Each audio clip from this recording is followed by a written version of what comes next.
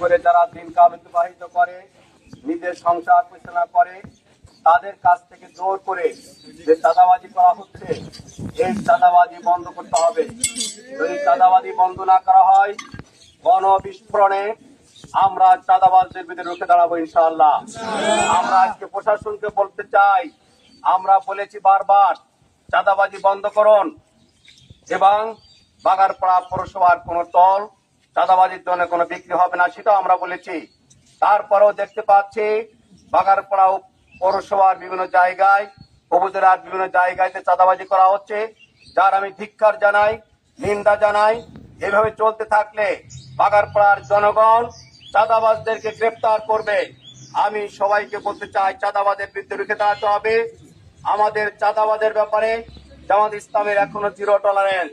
গোটা দেশের মানুষকে চাঁদাবাজদের হাত থেকে আমাদের রক্ষা করতে হবে ইনশাআল্লাহ।